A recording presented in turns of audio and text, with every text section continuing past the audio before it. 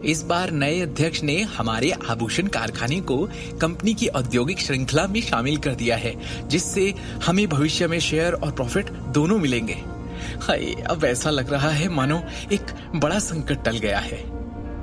नारंग के jewellery group में बदलाव ने दिल्ली शहर में एक बड़ी सनसनी पैदा कर दी थी। इसके अलावा निदेशक मंडल में अजीत और उनके बेटे करण के बारे में खबर कुलीन परिवारों में जंगल की आग की तरह फैल गई, जिससे वो सड़कों पर हंसी का पात्र बन गए। यहाँ तक कि शहर के दैनिक समाचार चैनल ने अपने मुख्य शीर्षक पर निम्नलिखित रिपोर्ट की थी। चौंकाने वाली खबर, नारंग के ज्वेलरी ग्रुप के युवा डायरेक्टर करण को उसके पिता ने बोर्ड मेंबर्स के सामने बैठक के दौरान अपनी खुद की उल्टी वापस खाने के लिए मजबूर किया। हास्यास्पद खबर सुनकर दृष्टि और उसका परिवार खुशी से झूम उठे। शुरू में ये सोचने के बाद कि करण द्वारा उन्हें सड़कों पर सोने के लिए मजबूर किया जाएगा, वो घटनाओं के अप्रत्याशित मोड़ को देखकर बेहद हैरान थे। भाई साहब और अजीत को वास्तव में इतने सालों के बाद भी कंपनी के प्रबंधन में बड़ी समस्या आई है। चूंकि रायजादा समूह के पास शक्ति और प्रभाव दोनों है, ये नारंग के आभूषण समूह के लिए अच्छा कदम है। हालांकि ये निश्चित रूप से हमारे पिता द्वारा स्थापित पारिवारिक व्यवसाय को एक सार्वजनिक व्यवसाय में बदलने की कोशिश है, अखिल ने एक विवादित अभिव्यक्ति के साथ कहा। अखिल के हाथों में दिल्ली टाइम्स न्यूज़पेपर था। मुख्य शीर्षक में कहा गया कि कैसे नारंग के आभूषण समूह ने निगम के उच्च पदों के बीच एक बड़ा फेरबदल किया था। इसके अलावा अध्यक्ष विक्रम ने नारंग समूह के विकास के लिए एक नई नीति जारी की। अरे, आप कुछ ज्यादा ही चिंता कर रहे हैं। नारंग के लिए आपके विचारों के बावजूद क्या आपके पिता ने कभी आपको वो पद या सम्मान दिया? क्या उन्होंने कभी आपको कंपनी के प्रबंधन अधिकार देने पर विचार किया है? सिम्मी ने उसकी भावनाओं को ध्यान में रखे बिना धीरे से कहा। अब से आपके नए आए अध्यक्ष विक्रम का ईमानदारी से पालन करना चाहिए। आखिरकार वो कंपनी के तहत छोटे कारखानों के साथ समान व्यवहार कर रहे हैं। अब जब आप कंपनी के नाम पर एक छोटे शेयर होल्डर हो, तो अब आप वापस नारंग एम्पायर की बिल्डिंग में जाकर ऑफिस में बैठ सकते हो। सही कह रही हो तुम। अखिल असहाय होकर हंसा। वैसे भी हमारे परिवार के दिन धीरे धीरे बेहतर होने वाले हैं। और तभी दृष्टि के चेहरे पर भी एक संतुष्टि भरी मुस्कान दिखाई दी। अब उसके चेहरे पर पहले की तरह थकान नहीं दिख रही थी और आखिरकार परिवार में माहौल काफी अच्छा था। दृष्टि, मैंने समाचार देखा जिसमें कहा गया था कि कैसे नए आए अध्यक्ष विक्रम टोकस नए और यंग लोगों को मौका देना चाहते हैं, आगे बढ़ाना चाहते हैं और बड़े पैमाने पर ज्वेलरी डिजाइनर्स हायर करने वाले हैं। और तुम तो उसमें एक्सपर्ट हो, तो तुम क्यों नहीं इस बारे में सोचती? जो गहने तुमने डिजाइन किए हैं उन्हें लेकर जाना चाहिए। शिवम ने लापरवाही से एक अखबार को पकड़े हुए कहा। तुम तो दिन भर छोले कुलचे भेजते फिरते हो, तो तुम्हें गहनों के बारे में या इस बिजनेस के बारे में कैसे पता? सिम्मी ने शकी अंदाज में पूछा।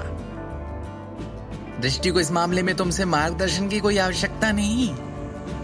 शिवम ने बस एक अजीब सी मुस्कान दिखाई और जवाब में ज्यादा कुछ नहीं कहा। वो जानता था कि उसकी पत्नी दृष्टि ने अपने कॉलेज के दिनों के दौरान गहनों और जेड डिजाइन में महारत हासिल की थी। अपनी पारिवारिक पृष्ठभूमि के अलावा वो उस स्पेशल करियर को लेकर भी बहुत ही भावुक थी। आखिरकार उसने दृष्टि को अपने कमरे में गहनों के डिजाइन तैयार करने से पहले अनगिनत बार स्क्रैप पेपर की गेंदों के टुकड़े टुकड़े करते देखा था। शिवम को हमेशा से यही लगा कि दृष्टि ने हमेशा एक प्रसिद्ध ज्वेलरी डिजाइनर बनने का सपना देखा था, जो आगे चलकर इंटरनेशनल गहने बनाए। हालांकि दृष्टि उसकी फैमिली के नारंग के आभूषण समूह में केवल एक साधारण कर्मचारी थी। अमिताभ नारंग, जो निदेशक मंडल के प्रभारी थे, उनके द्वारा दबाए जाने के बाद उसके डिजाइन ड्राफ्ट को हमेशा की तरह कभी भी प्रबंधन द्वारा एक्सेप्ट नहीं किया गया था।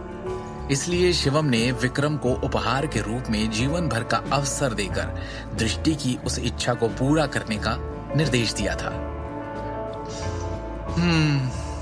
दृष्टि ने बुदबुदाया। जैसे ही शिवम के सुझाव ने उसका ध्यान खींचा, शिवम के हाथ से अखबार लेते हुए उसने भर्ती में दिलचस्पी दिखाने से पहले कुछ समय के लिए इसे गंभीरता से पढ़ना शुरू किया। शिवम का सुझाव बुरा नहीं है, मैं एक बार जरूर तय करना चाहूंगी, दृष्टि ने कहा। Jewellery design. लंबे समय तक इस क्षेत्र में अध्ययन करने के बाद हमारी बेटी पहले से ही एक विश्व स्तरीय ज्वेलरी डिजाइनर बन जाती अगर उसे कंपनी में इतने सालों से बहिष्कृत नहीं किया गया होता। सिमी ने गर्व से कहा, बेटा तुझे जो करना है कर, मेरा आशीर्वाद तेरे साथ है। आज तक भाई साहब और अजीत के नीचे दबकर खड़े रहना पड़ता था, उनका समर्थन करने के अलावा और कोई चारा नहीं था। व्यवहारिक तौर पर कुछ और कर नहीं सकते थे।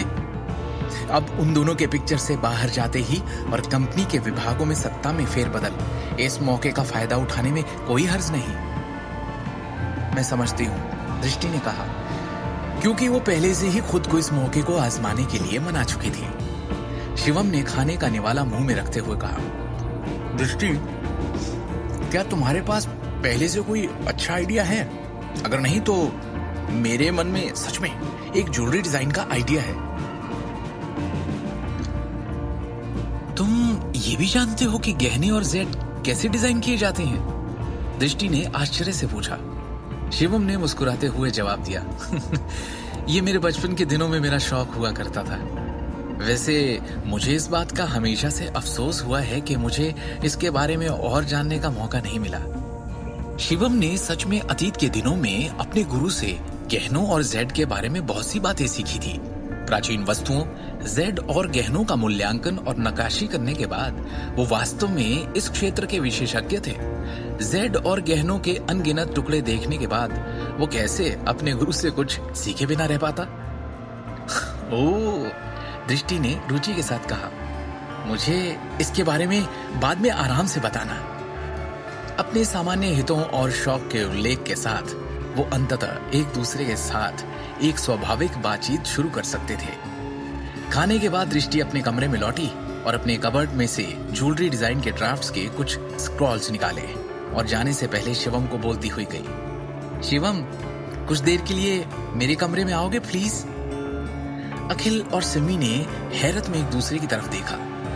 वैसे तो शिवम और दृष्टि की शादी को 2 साल हो चुके थे, लेकिन आज तक कभी भी शिवम उनकी बेटी के कमरे में दाखिल नहीं हुआ था। दृष्टि के जाते ही शिवम भी उठा और उसके कमरे की तरफ बढ़ गया। वो खुद भी मुस्कुरा रहा था, ये सोचकर कि आज पहली बार वो अपनी पत्नी के कमरे में जा रहा है। क्या होगा शिवम की इस कोशिश का अंजाम? क्या दृष्टि सच में नारंग ग्रुप में वापस शामिल हो पाएगी? क्या शिवम के इस कदम से दृष्टि और उसके बीच का रिश्ता ठीक होगा और एक नए एहसास का जन्म होगा दोनों के बीच? क्या इन सब के बीच शिवम के साथ उसके सास ससुर के संबंध भी ठीक हो जाएंगे, या अब भी वो उन दोनों के तलाक पर जोर देंगे? कहानी जानने के लिए देखें अगला एपिसोड सिर्फ पॉकेट एफएम के यूट्यूब चैनल पर, और शुरवीर के सारे एपिसोड्स को सुनने के लिए डिस्क्रिप्शन में दी लिंक से डाउनलोड करें पॉकेट एफएम ऐप।